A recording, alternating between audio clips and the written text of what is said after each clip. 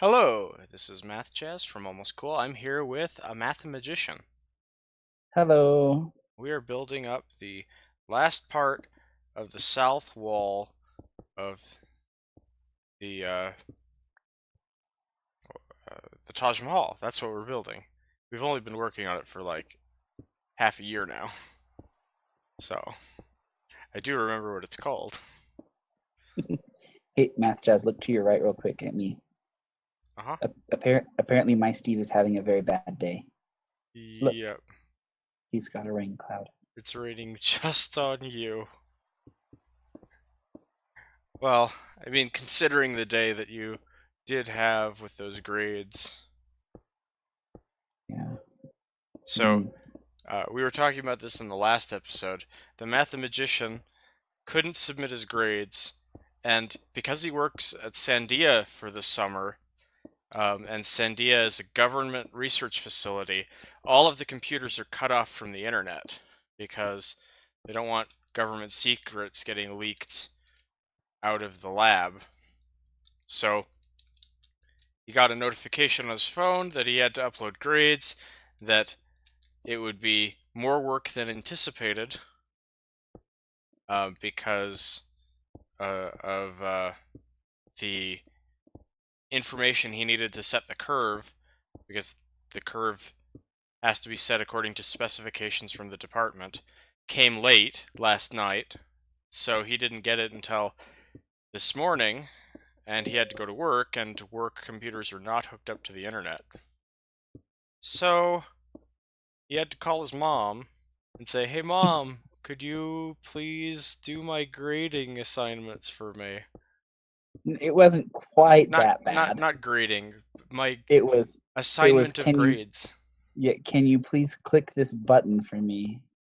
That's what was most frustrating. I think. I honestly only needed to click like let's see, a grand total of 5 buttons. That was it. But I couldn't. I had absolutely no way to do it myself because the website that that our university uses for handling grades is absolutely awful to try to access from a cellular device. Terrible. Um, and my original plan had been, well, if it hadn't been for this curve thing, I had everything set up the night before so that I would only have to click one button, and that's a button I can click from my cell phone.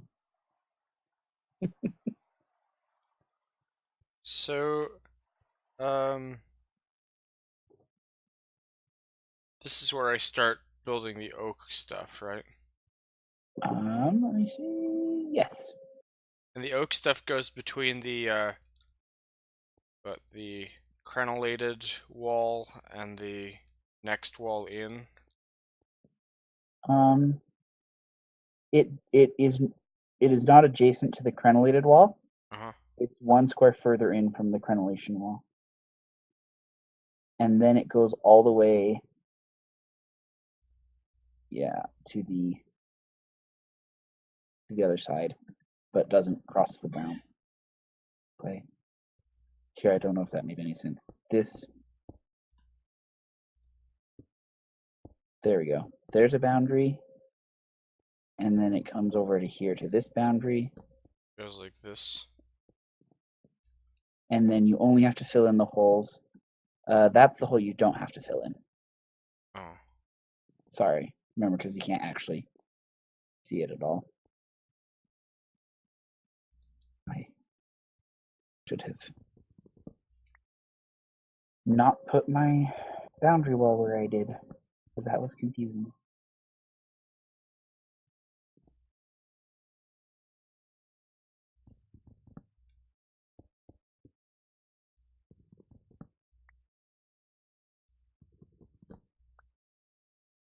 Well, I recovered all but one of the plank blocks.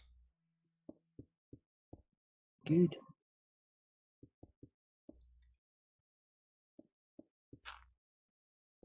Thankfully, we have dark oak for years.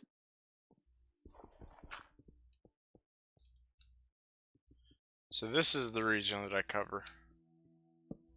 Yes. Okay. Got it.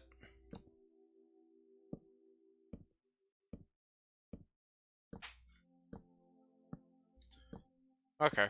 So let's see, what else?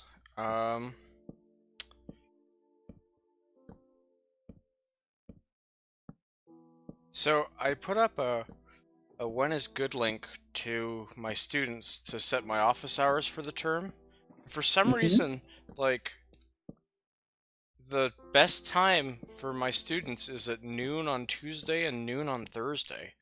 It's just weird because, like, normally students like the office hours to be later in the day, you know? Yeah. I find that they usually are busy in the daytime with other classes and want office hours to be at night. Yeah. I'm wondering why that is. Or, like, I wonder why they're free in the middle of the day this semester. Yeah. I wonder if it's just it. I wonder if it's just because it's spring term or summer term, and so you have maybe a lot of like incoming freshmen who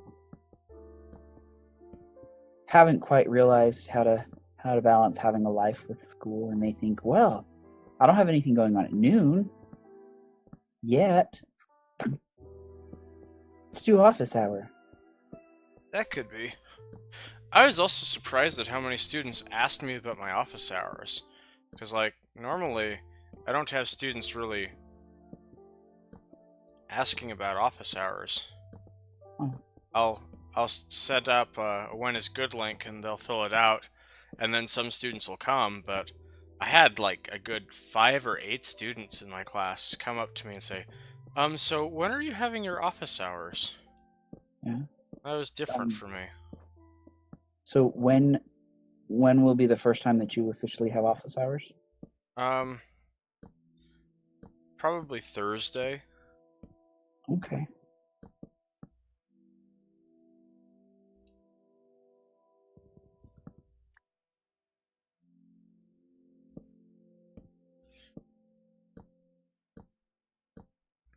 So, after probability, what comes in the class? I know it ends with matrices, but Um. I haven't read that Well. far in the textbook yet. Well, it doesn't. It ends with a particular application of matrices, but they'll learn matrices in general before the end of the class. And I think it might be the thing right after. Oh no, right after probability is statistics. Okay. Um, Like normal distributions and Gaussian distributions and stuff like that? yeah. Well, mean, median, standard deviation first, Okay. and that'll be one chapter, and then the next chapter will be your normal distribution and things like that. Uh, and then you'll do systems of linear equations without matrices for a chapter. Um, and then I think you get to matrices, Okay. something like that. Matrices are kind of fun. Yeah. Like, students can look at a matrix and think, wow, that looks really intimidating, and yet I know what I'm doing with them. So that makes me feel smart and confident. Yeah. So, I mean, that's kind of how I felt when I first saw matrices, even though, like, if I were being honest with myself, I really didn't know how to use them for anything applied. Why do I have all this white terracotta? Oh, because I'm an idiot, and I meant to pick up. What did you mean to pick up? I meant to pick up the birch wood that was in that chest, but for some reason I was just like, yeah, let's double click the white terracotta. That's what I came here to get. Hmm. I have no way to get to the top anymore. I am building a dirt staircase now. Thought you said you hated dirt staircases. I do so much, but it's kind of like how I hate doing applied math problem, and yet, lo and behold, You work at Sandia doing an applied math problem. yep. In geology, which is about as close to my least favorite subject as I will ever want to get. Oh, what's your least favorite subject? Geography. They only sound the same. They don't have anything to do with each other. Yeah, and that's as close as I ever want to get.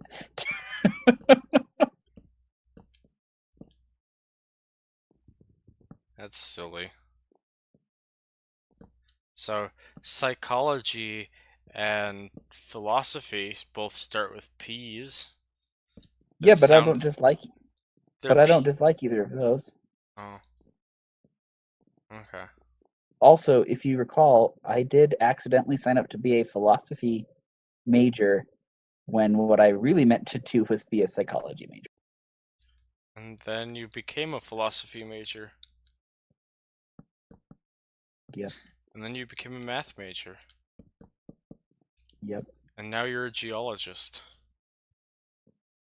Yeah, not quite, but kind of close. And then I put more dark oak planks here. Yeah, covering each of Like these. that. Yeah. Ooh. Yeah, if you can see a brown terracotta floor, then you'll put in a dark oak ceiling.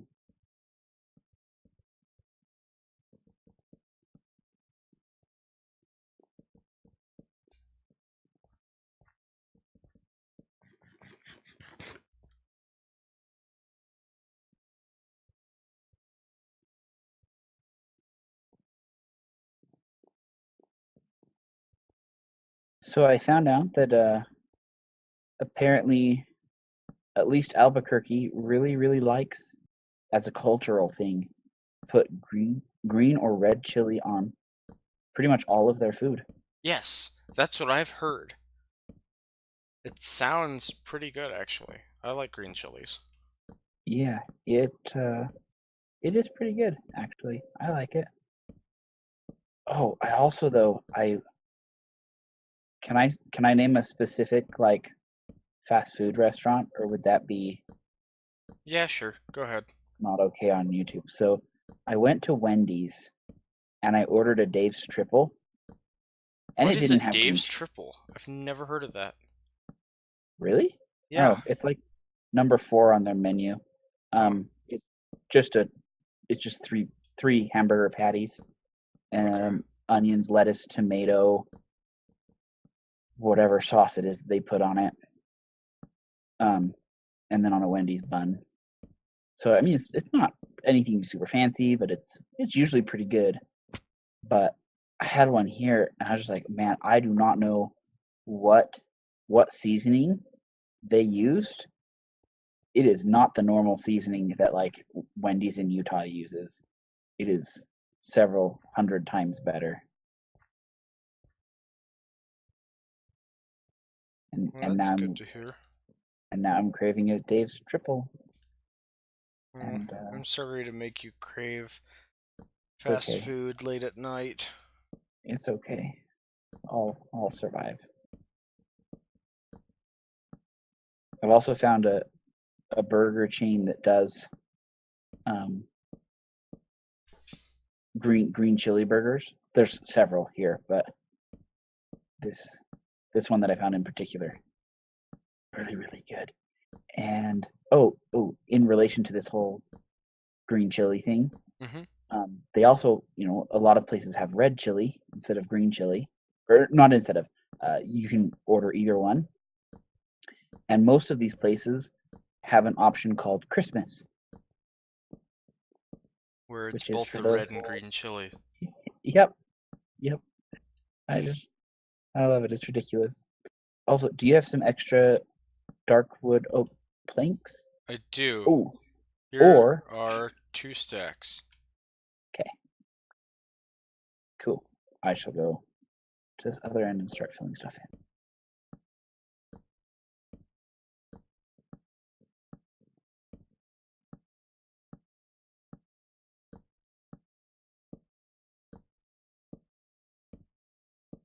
So I started making slides for topology videos.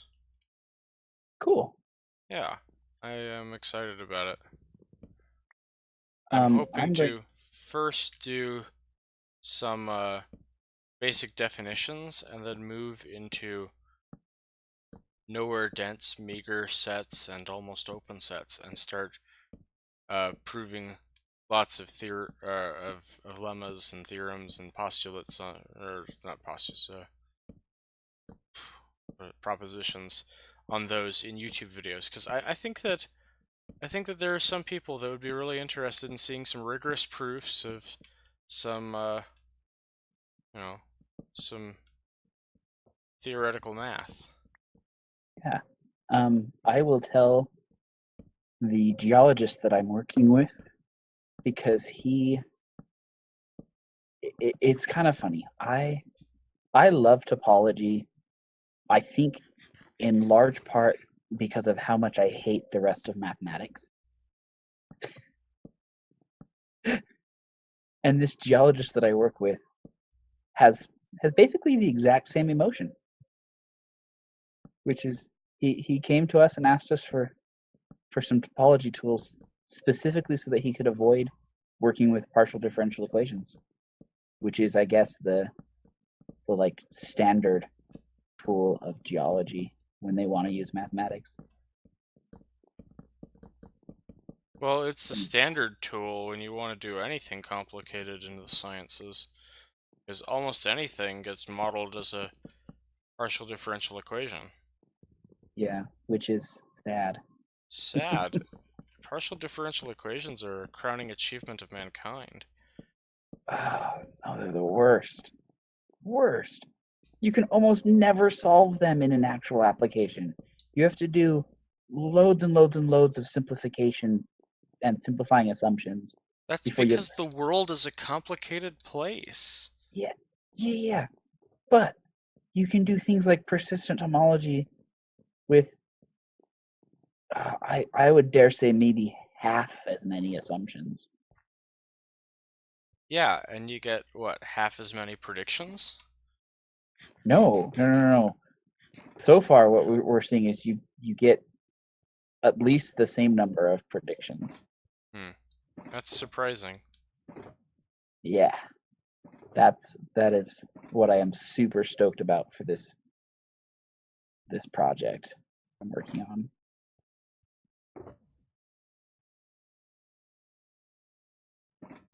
I like I would do standing in more. the shulker boxes. I'm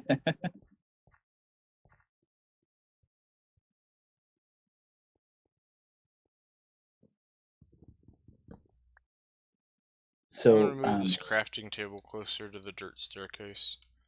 okay. Okay, So, I think we covered all of the things that you told me to cover. okay, fantastic. And then everything between these, inside this birch slab ring, gets brown terracotta.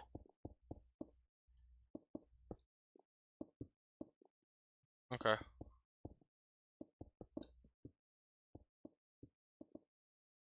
So I forget whether I've mentioned it to you or on the YouTube channel, but have I made my complaint about the Australian geologists who keep scooping us? I think you have.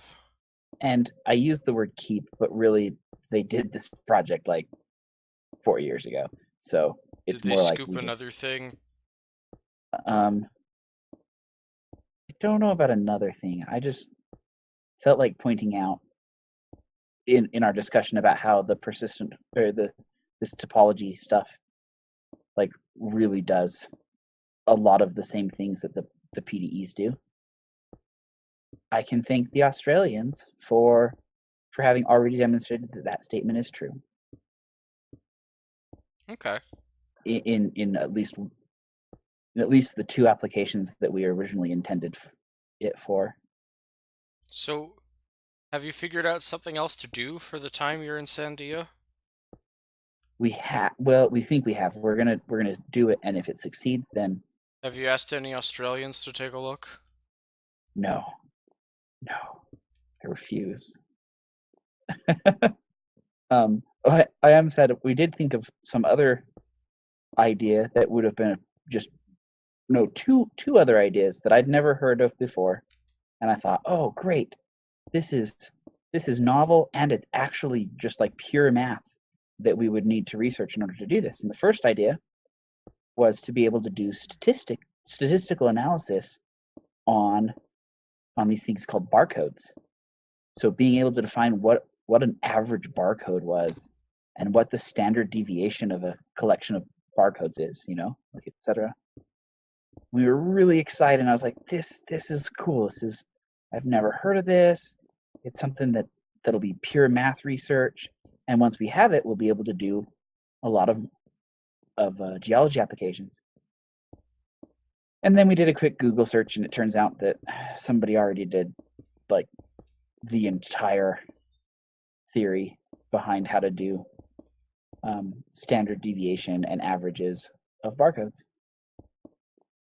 They even have a program that they've already written that computes it for you. Well, that is a sad thing, but unfortunately, we have to end the episode on that note. So, let's get a good, nice picture of the moon and the stars rising over the main gate as we say goodbye to YouTube land. Bye-bye. Buenas Bye. noches.